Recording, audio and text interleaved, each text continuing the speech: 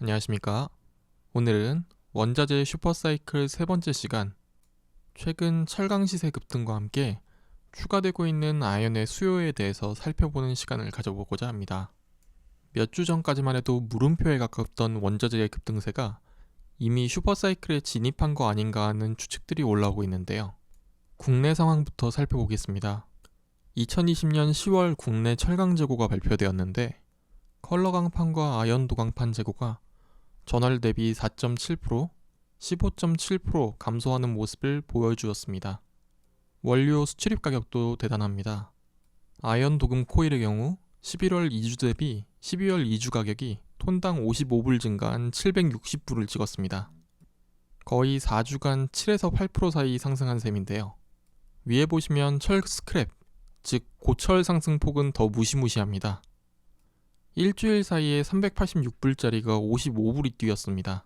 14%가 상승한 건데요. 현대제철에서 국내 고철 구매 가격을 특별히 22일까지 톤당 4.5만원 인상해서 받겠다 라고 대대적으로 광고했는데요. 이미 뛰었던 겁니다. 경험상 이렇게 상승 추세로 가기 시작하면 고물상 사장님들이나 쌓아두고 있는 고철들 더 안 나옵니다. 그럼 철 쪽에서 왜 이런 일들이 일어나고 있는가에 대해서 살펴보겠습니다. 일단 가장 큰 것은 중국이랑 호주의 무역 분쟁이 그 기폭제라고 할 수 있습니다. 중국에서 호주를 대상으로 잇따른 무역 제재를 발표하고 있는데요. 유독 철광석에 대해서는 아무런 제재도 하지 못하고 있습니다. 철광석에 관세를 매기는 순간 자폭하는 것과 마찬가지이기 때문입니다.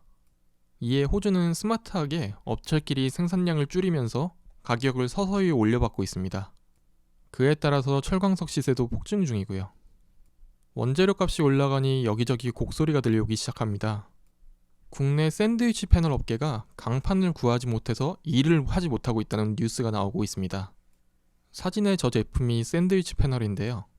이 샌드위치 패널은 몇 달 전까지만 해도 사업성과 수익성이 없다고 현대제철마저 사업에서 철수한 사업입니다. 그러면 이 컬러 강판에 왜 주목을 하느냐? 재료 특성상 도금이 필수적이고 도금 시 아연에 대해서 법정 함유량이 정해져 있기 때문입니다. 오른쪽 차트를 보시면 중국산 강판 점유율이 30% 가까이 됐는데요. 원재료의 상승도 있고 중국발 해운 운임 자체가 현재 말도 안 되게 상승 중이라 그만큼 국내산으로 대체 중에 있다고 생각하시면 될 것 같습니다. 최근 코로나가 재확산되면서 검사시설이나 수용시설에 대한 임시 가건물의 수요가 늘어나고 있습니다. 이에 따라서 가격도 폭발적으로 상승 중이고요. 컬러 강판의 수요는 저 샌드위치 패널뿐만이 아니라 최근 가전제품에도 적용되고 있습니다.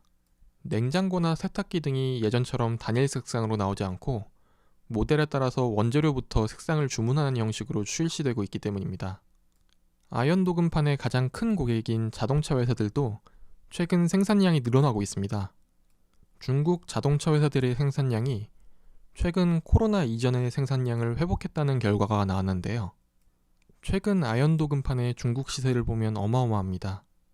2개월 사이에 완제품의 시세가 27%나 상승했습니다. 국내에서 관련 산업이 주목을 받지 못하고 있는 게 이상할 정도입니다. 컨테이너 박스 쪽도 뜨거운데요.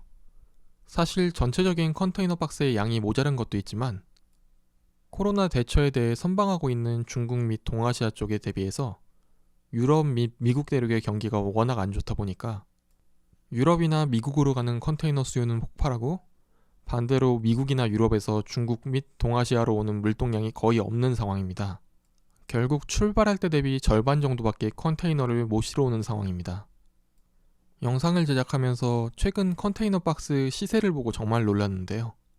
작년에 1,500불도 안 하던 40피트 컨테이너 박스 제조 시세가 금일을 기준으로 4,500불을 향해 달려가고 있습니다. 특히 최근 그래프의 기울기를 보면 어마어마한 수준입니다. 그럼 아연 쪽에 직접적인 수혜는 있냐고 물어보시면 직접적으로는 아니지만 간접적으로는 있다고 말씀드릴 수 있는데요. 컨테이너를 봉인할 때 쓰는 저 은색 봉을 로킹 로드라고 부릅니다. 해양 물동량이 많은 컨테이너 특성상 장기간 부식에 강한 재료를 써야 하는데요. 그렇기 때문에 거의 필수적으로 통으로 아연 도금을 하게 됩니다.